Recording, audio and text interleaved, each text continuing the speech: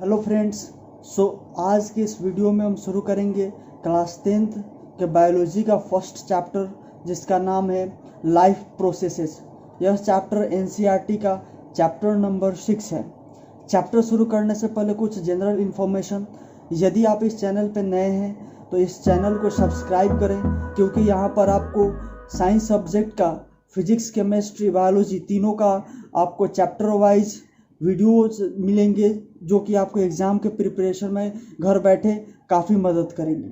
इससे पहले इस पर फिजिक्स और केमिस्ट्री दोनों सब्जेक्ट के वीडियोस आए हैं, उनका लिंक आपको ऊपर आई बटन में दिखेगा, वहाँ पर आप जाकर देख सकते हैं। तो चलिए शुरू करते हैं आज का यह फर्स्ट लेक्चर बायोलॉजी का लाइफ प्रोसेसेस में। सबसे पहले हम इस कॉन्सेप्ट को समझेंगे कि कैसे किसी भी ऑब्जेक्ट को हम लिविंग या नॉन लिविंग बोलते हैं। ठीक है, किसी भी चीज़ को हम किस आधार पर लिविंग या फिर नॉन लिविंग कहते हैं। यदि हम अपने आसपास देखें तो यदि हम कुत्ता को कहीं दौड़ते हुए देखें, या फिर कहीं गाय घास चर रही है, या फिर आदमी कहीं पे चिल्ला रहा है, या फिर किसी से बात कर रहा है, या दौड़ रहा है, तो यदि आपसे पूछा जाए तो आप कि वे तीनों चीज़ें, वो आदमी, कुत्ता और गाय लिविंग है या नॉन लिविंग है, तो आप निश्चित बोलेंगे कि वो लिविंग है। और बोलने का आधार कौन सा रहेगा कि वो कुछ ना कुछ काम कर रहे हैं, यानी फिजिकल मूवमेंट कर रहे हैं। कुत्ता इधर से उधर दौड़ रहा है, भूख रहा है, गाय चारा खा रही है, आदमी बात कर रहा है, चल रहा है। इस आधार पर आप बोलेंगे कि वो सब लिविंग है। लेकिन एक और हम दूसरे केस को अगर कंसीडर करें, अगर वही आदमी, वही कुत्ता और वही गाय अगर वो सो जाता है, तो क्या, अगर फिर हम आपसे पूछें कि आप बताएं कि वो लिविंग है या नॉन लिविंग, तो आप बोलेंगे कि वो लिविंग है। तो आखिर कैसे फर्स्ट वाले केस में आपने उनको फिजिकली मूवमेंट में देखकर कहा कि वो लिविंग है, लेकिन इस बार वो फिजिकल मूवमेंट नहीं कर रहे, वो सोए हुए हैं, फिर आप किस आधार पर बोले कि वो लिविंग है? तो निश्चित तौर पे आपने उनकी ब्रीदिंग को देखा और उसके आधार पे बताया कि नहीं, भले ही ये लोग सोए हुए हैं लेकिन ये लिविंग है। इससे क्या हमारा निकल कर आता है निष्कर्ष, वो यह है कि फिजिकल मूवमेंट, किसी भी चीज़ का फिजिकल मूवमेंट उसके लिविंग या नॉन लिविंग होने का इनफ एविडेंस नहीं है। हमने किस आधार पर बताया वो लिविंग है? जब वो सो रहे थे, यानी कोई फिजिकल मूवमेंट नहीं था, वो हमारा बेसिस था ब्रीदिंग के आधार पर हमने बताया। जब वो सांस ले रहे थे, भले ही सोए हुए थे लेकिन सांस ले रहे थे, इसके आधार पर हमने बताया कि वो लिविंग है। ठीक है, ब्रीदिंग को हम टेक्निकली, मतलब इस प्रोसेस को पूरा मेटाबॉलिज्म बोलते हैं, जिसमें जो कि मेटाबॉलिज्म वो केमिकल प्रोसेस है जो कि इम्पोर्टेंट है किसी भी ऑर्गेनिज्म को लिविंग रहने के लिए। ठीक है, अब हम अगर प्लांट की केस में बात करें, प्लांट्स को हम किस आधार पर बोलेंगे कि लिविंग है या नॉन लिविंग है? तो सबसे पहला जो विचार हमारे मन में आता है कि यदि कोई प्लांट ग्रीन है तो वो लिविंग है। ठीक है, सबसे बेसिक जो बात आती है वो दिमाग में यही कि यदि किसी प्लांट का कलर ग्रीन है तो वो हमारा लिविंग है। ठीक है, लेकिन क्या ये वाकई में बिल्कुल सही है? अब कुछ ऐसे प्लांट्स हैं जो कि कलरफुल होते हैं, तो क्या वो लिविंग नहीं है? निश्चित तौर पे वो भी लिविंग है। यानी जो ये ग्रीन कलर क्राइटेरिया जो हमने सेट किया किसी भी प्लांट को लिविंग बताने के लिए, ये अब एब्सोल्यूट सही नहीं है। कौन सा क्राइटेरिया है जो कि सही है? इस केस में भी वही मेटाबॉलिज्म जो है वो वही डिसाइड करता है कि कौन सा प्लांट लिविंग है या नॉन लिविंग है। ठीक है, अगर हम मूवमेंट के क्राइटेरिया से देखें तो प्लांट तो बिल्कुल मूवमेंट नहीं होता है उसमें, तो फिर इस तरह तो प्लांट्स को नॉन लिविंग होना चाहिए, लेकिन होता है लिविंग। फिजिकल मूवमेंट वो एक किसी प्रकार का क्राइटेरिया नहीं हो सकता है किसी को लिविंग और नॉन लिविंग को डिसाइड करने में। हम एक और फैक्ट का डिस्कशन करते हैं कि क्या रिप्रोडक्शन का रोल है किसी को लिविंग या नॉन लिविंग बताने में। यदि अगर हम रिप्रोडक्शन को लेकर अगर हम चर्चा करें तो सबसे पहले हमारे माइंड में तुरंत आता है कि हाँ, रिप्रोडक्शन का रोल है किसी को लिविंग या नॉन लिविंग बताने में, कि यदि कोई रिप्रोड्यूस कर रहा है तो वो मतलब ऑफ स्प्रिंग को जन्म दे रहा है तो वो लिविंग है, क्योंकि नॉन लिविंग ऑफ स्प्रिंग को जन्म नहीं दे सकता है, लेकिन लिविंग जो है वो ऑफ स्प्रिंग को जन्म दे सकता है। लेकिन एक और इम्पोर्टेंट बात जो है कि आपने कभी गौर किया है कि हमारे सोसाइटी में या फिर कई सारे ऐसे आदमी हैं जिनको कोई ऑफ स्प्रिंग नहीं है, कोई चाइल्ड नहीं है, तो क्या वो लिविंग है या नॉन लिविंग है? निश्चित तौर पे वो लिविंग है, भले ही उनका कोई चाइल्ड नहीं है, बजाय उसके वो लिविंग है। इस तरह से हम कह सकते हैं कि reproduction is not a criteria to decide whether a particular organism is living और नॉन लिविंग, क्योंकि बहुत सारे ऐसे लोग हैं जो कि रिप्रोड्यूस नहीं कर सकते, बावजूद उसके वो लिविंग है। So it is not a criteria to decide whether an organism is living और नॉन लिविंग। सो अब हम डिस्कस करेंगे लाइफ प्रोसेसेस, जो कि हमारे इस चैप्टर का नाम भी है। तो आखिर लाइफ प्रोसेसेस कहते किसको है? लाइफ और प्रोसेसेस मतलब कि वे सारी प्रोसेसेस जो कि इम्पोर्टेंट है लाइफ के लिए, ठीक है। यहाँ पे the basic activities performed by an organism to withstand life are called as life processes. मतलब वे सारी बेसिक प्रोसेसेस जो मिनिमम जो जितना करना ही है, जितना इम्पोर्टेंट है, वो सारी प्रोसेसेस जो कि किसी भी ऑर्गेनिज्म को अपने आप को जीवित रखने के लिए करना होता है, वो सारे प्रोसेसेस क्या कहलाते हैं? लाइफ प्रोसेसेस कहलाते हैं। This all are the basic activities. इतना तो ज़रूरी ही है, ठीक है। इससे आगे और चीज़ें हो सकती है, लेकिन ये जो बेसिक प्रोसेसेस हैं ये इम्पोर्टेंट है किसी भी ऑर्गेनिज्म को जीवित रखने के लिए, इसलिए इन सारी बेसिक प्रोसेसेस को हमने बोला लाइफ प्रोसेसेस, ठीक है। So there are 4 life processes which are important for an organism to be alive. किसी भी ऑर्गेनिज्म को जीवित रहने के लिए 4 लाइफ प्रोसेसेस की ज़रूरत पड़ती है। पहला है न्यूट्रिशन यानी किसी भी ऑर्गेनिज्म को जीवित रहने के लिए खाना खाना सबसे इम्पोर्टेंट है।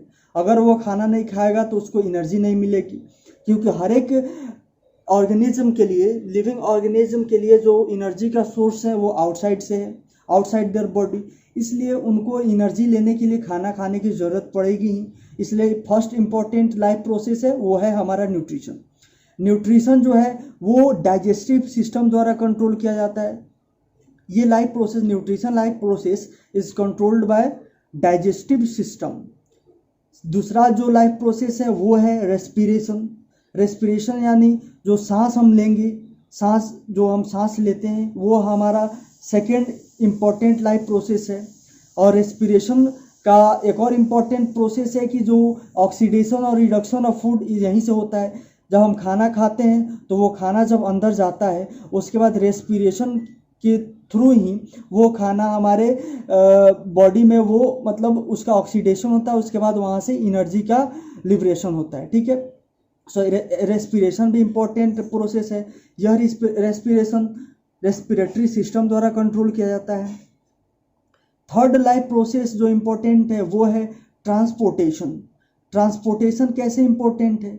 हमारे बॉडी में यदि किसी फूड का डाइजेशन हुआ हमारे स्टोमक में, ठीक है, उसके बाद उसका ट्रांसपोर्टेशन एनर्जी तो हर एक सेल को चाहिए, चाहे वो हमारे पैर की उंगली का सेल हो या फिर हमारे दिमाग का सेल हो, सभी सेल्स को एनर्जी चाहिए।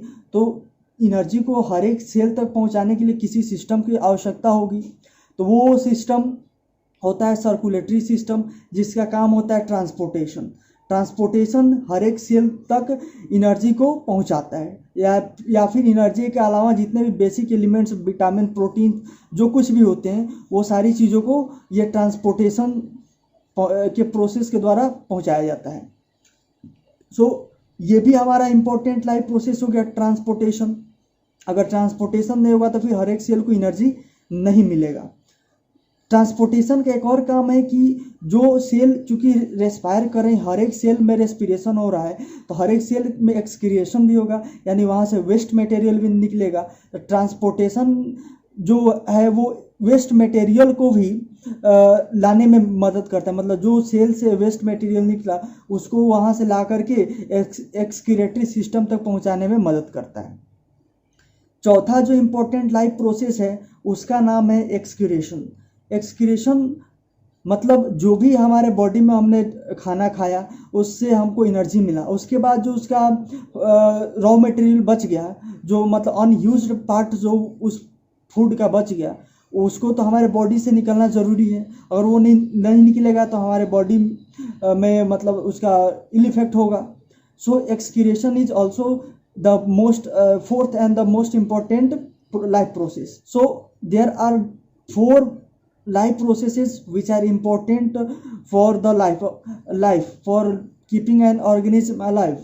किसी भी ऑर्गेनिज्म को जीवित रहने के लिए यही 4 बेसिक प्रोसेसेस हैं जिसको जो कि इम्पोर्टेंट है। अगर इसमें चारों में से कोई एक में गड़बड़ी आ जाए तो वो ऑर्गेनिज्म जीवित नहीं रहेगा, इसीलिए इन सारे प्रोसेसेस को लाइफ प्रोसेस बताया गया। सो सबसे पहले देखेंगे कि न्यूट्रिशन हम किसे कहते हैं। The process in which organisms obtain energy from food and utilize this energy for different functions of their body is called nutrition। Nutrition एक ऐसा प्रोसेस है जिसमें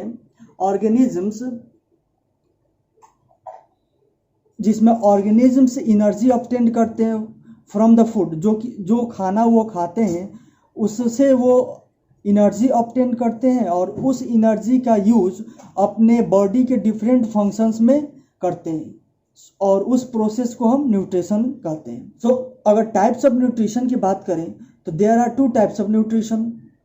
पहला है ऑटोट्रॉपिक न्यूट्रिशन, दूसरा हेटेरोट्रॉपिक न्यूट्रिशन। ऑटोट्रॉपिक न्यूट्रिशन मतलब वैसा न्यूट्रिशन प्रोसेस ऑफ न्यूट्रिशन जिसमें ऑर्गेनिजम्स अपना खाना खुद व खुद प्रिपेयर कर ले, उसमें किसी भी दूसरे ऑर्गेनिज्म की मदद की ज़रूरत नहीं हो, ठीक है, वो हमारा ऑटोट्रॉपिक न्यूट्रिशन कहलाता है। वहीं हेटेरोट्रॉपिक न्यूट्रिशन वैसा मोड ऑफ न्यूट्रिशन जिसमें ऑर्गेनिज्म अपना खाना खुद नहीं बना सकता हो, वो किसी दूसरे पे डिपेंडेंट हो, वो कहलाता है हेटेरोट्रॉपिक न्यूट्रिशन। ऑटोट्रॉपिक न्यूट्रिशन और हेटेरोट्रॉपिक न्यूट्रिशन को हम आगे डिटेल में अलग अलग डिस्कस करते हैं। सो ऑटोट्रॉपिक न्यूट्रिशन किसे कहते हैं, यहाँ पे लिखा हुआ है the mode of nutrition in which organisms prepare food by themselves is called autotrophic nutrition. काफ़ी आसान है। वैसा मोड ऑफ न्यूट्रिशन जिसमें कोई ऑर्गेनिजम्स अपना खाना खुद व खुद बनाता हो, खुद से बनाता हो, वो ऑटोट्रॉपिक मोड ऑफ न्यूट्रिशन होता है। एग्जाम्पल की बात करें तो सबसे कॉमन एग्जाम्पल प्लांट्स और एक और यहाँ पे यूग्लिना, ठीक है। So autotrophic mode of nutrition clear है।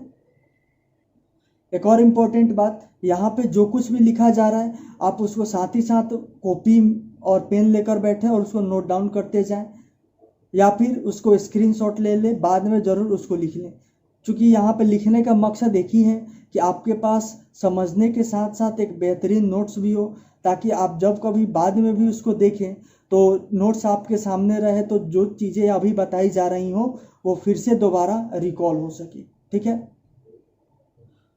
अब हम देखेंगे प्लांट्स में ऑटोट्रॉपिक न्यूट्रिशन कैसे होता है।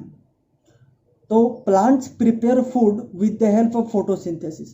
प्लांट्स अपना खाना फोटोसिंथेसिस की हेल्प से बनाते हैं। फोटोसिंथेसिस है क्या, सबसे पहले देखेंगे फोटोसिंथेसिस 2 वर्ड से मिलकर बना हुआ है। एक है फोटो, दूसरा सिंथेसिस। फोटो मीन्स लाइट, दूसरा सिंथेसिस मीन्स फॉर्मेशन, मतलब एक ऐसा प्रोसेस जिसमें किसी चीज़ का फॉर्मेशन हो रहा है किसके हेल्प से, लाइट की हेल्प से। सो फोटोसिंथेसिस में फॉर्मेशन होता है फूड का और किसके हेल्प से होता है, लाइट की हेल्प से, इसलिए इस प्रोसेस को हम बोलते हैं फोटोसिंथेसिस। और हम देखते हैं फोटोसिंथेसिस डिटेल में कि किसको कहते हैं। सो यदि एग्जाम में आता है व्हाट इज फोटोसिंथेसिस, तो हम लिखेंगे it is a physiochemical process physiochemical process, यहाँ पे 2 वर्ड है, फिजियो और केमिकल, इसको हम देखेंगे। In which carbon dioxide reacts with water. Photosynthesis is a physiochemical, क्यों बोले फोटोसिंथेसिस को एक फिजियोकेमिकल प्रोसेस? इसलिए बोले क्योंकि इसमें फिजियो यानी लाइट इंपॉर्टेंट है, और केमिकल मतलब लाइट का एब्जॉर्प्शन के बाद उसमें केमिकल रिएक्शन होता है, ठीक है, जिसमें क्लोरोफिल इन्वॉल्व होता है, इसलिए हम फोटोसिंथेसिस को बोले physico chemical process. So photosynthesis is a physico chemical process in which CO2 यानी carbon dioxide reacts with water and forms glucose, oxygen and water in presence of sunlight and chlorophyll. So photosynthesis में CO2 और water react करते हैं एक दूसरे के साथ, sunlight and chlorophyll के प्रेजेंस में 3 प्रोडक्ट बनता है, एक ग्लूकोज बनता है, दूसरा ऑक्सीजन बनता है, तीसरा वाटर बनता है। और ग्लूकोज प्लांट को एनर्जी प्रोवाइड करता है, ऑक्सीजन रिलीज हो जाता है इन्वायरमेंट में, और वाटर भी कुछ हद तक प्लांट्स में रह जाते हैं, कुछ ट्रांसपिरेशन के थ्रू रिलीज भी होते हैं, ठीक है।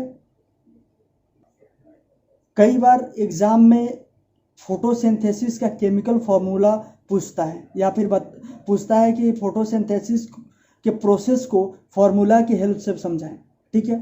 तो यहाँ पर हमने फोटोसिंथेसिस में पढ़ा था कार्बन डाइऑक्साइड रिएक्ट करता है वाटर के साथ, तो वही चीज़ यहाँ पे लिखा हुआ है फॉर्मूला के फॉर्म में। CO2 reacts with water form glucose, carbon dioxide और O2, यहाँ पे O2 होगा, ऑक्सीजन फॉर्म करता है, ठीक है। 6O2 यहाँ पे 6O2। सो यहाँ पर कार्बन डाइऑक्साइड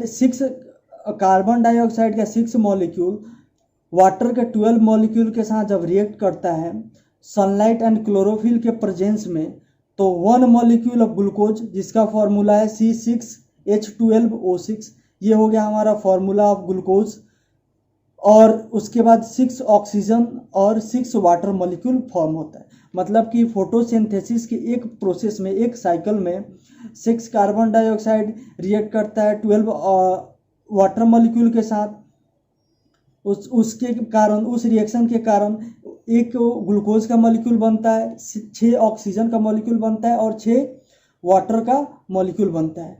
इस ग्लूकोज के मॉलिक्यूल का प्लांट यूज करता है एनर्जी के लिए, अपने एनर्जी के लिए यूज करता है। ये हमारा एटमॉस्फेयर में रिलीज हो जाता है, ठीक है। सो यदि पूछता है केमिकल फार्मूला की हेल्प से फोटोसिंथेसिस को बताने के लिए, तो हम ऐसे ही लिखेंगे, ठीक है। सो हम कुछ इम्पोर्टेंट पॉइंट नोट बनाकर देखेंगे। सबसे पहला है कि जो ये प्रोसेस होता है फोटोसिंथेसिस का, उसमें लाइट का एब्जॉर्प्शन होता है, गैसियस एक्सचेंज होता है। तो आखिर ये होता कैसे है? सो बेसिकली जो हमारा स्टोमाटा होता है लिप्स में, उसके थ्रू ये सारी गैसियस एक्सचेंजेस होती हैं। मतलब CO2 जो फोटोसिंथेसिस के लिए इम्पोर्टेंट है प्लांट में, वो इसी स्टोमाटा के थ्रू प्लांट एब्जॉर्ब करता है, और इसी स्टोमाटा के थ्रू वो जो फोटोसिंथेसिस के बाद ऑक्सीजन बनता है उसको रिलीज करता है। सो फर्स्ट पॉइंट है stomata helps in gaseous exchange. जो गैसियस एक्सचेंज होता है CO2 एंड O2 का, वो स्टोमाटा के थ्रू होता है। दूसरा, transpiration takes place through it. जो वाटर वेपर का लॉस होता है प्लांट से, वो इसी ट्रांसपीरेशन के थ्रू होता है। यह ट्रांसपीरेशन प्लांट के टेम्परेचर को मेंटेन करने में हेल्प करता है, ठीक है। सो ट्रांसपीरेशन भी इसी स्टोमाटा के थ्रू होता है। थर्ड पॉइंट है opening and closing of stomata is controlled by guard cell. ये जो स्टोमाटा का ओपनिंग एंड क्लोजिंग है, वो गार्ड सेल के द्वारा कंट्रोल किया जाता है। अब गार्ड सेल कौन है? ये हमारा एक स्टोमाटा का डायग्राम है, जिसमें ये जो किडनी शेप्ड, बिन शेप्ड किडनी शेप्ड जो ये दो दिख रहा है, यही है हमारा गार्ड सेल, ठीक है। इसी के, और ये बीच वाला हमारा स्टोमेटल पोर है। तो इस स्टोमेटल पोर का ओपनिंग एंड क्लोजिंग इसी दोनों गार्ड सेल के द्वारा कंट्रोल किया जाता है। जब इस गार्ड सेल में पानी वाटर अंदर जाएगा तो ये स्वेल कर जाएगा, फूल जाएगा, जिसके कारण ये जो पोर है वो बड़ा हो जाएगा और स्टोमेटल पोर इस तरह से खुल जाएगा और गैसियस एक्सचेंजेस और ट्रांसपीरेशन ऑफ वाटर होने लगेगा। ठीक है, लेकिन यही गार्ड सेल से जब वाटर निकल जाएगा तो गार्ड सेल हमारा श्रिंक हो जाएगा। श्रिंक हो जाने के कारण ये दोनों एक दूसरे में ऐसे सट जाएगा और जिसके कारण स्टोमेटल पोर क्लोज हो जाएगा और जो ट्रांसपीरेशन जो है वो बंद हो जाएगा। ठीक है, अब ये ओपनिंग एंड क्लोजिंग इसलिए इम्पोर्टेंट है क्योंकि अगर स्टोमेटल पोर खुला रहेगा तो प्लांट से काफ़ी ज़्यादा मात्रा में ट्रांसपीरेशन के थ्रू वाटर लॉस हो जाएगा। इसलिए इसमें ओपनिंग एंड क्लोजिंग होता है। जब ज़रूरत पड़ती है तो स्टोमेटल पोर खुलता है, फोटोसिंथेसिस होता है, फिर उसके बाद वो बंद हो जाता है ताकि उस प्लांट से एक्सेस वाटर लॉस नहीं हो। सो ये हमारा डायग्राम है ओपन स्टोमाटा का, ये हमारा क्लोज्ड स्टोमाटा का। सो इस तरह से इस वीडियो में बस इतना ही। यदि आपको यह वीडियो अच्छा लगा हो, इससे आपको जानकारी मिली हो तो वीडियो को लाइक करें। साथ ही साथ यदि आप इस चैनल पर नए हैं तो चैनल को सब्सक्राइब करें और बेल आइकन ज़रूर दबाएं ताकि आने वाले वीडियोस की जानकारी आपको सबसे पहले मिले और आप घर बैठे क्लास 10th के बोर्ड के एग्ज़ाम का तैयारी बहुत ही बेहतरीन ढंग से कर सकें। तो thanks for watching this video.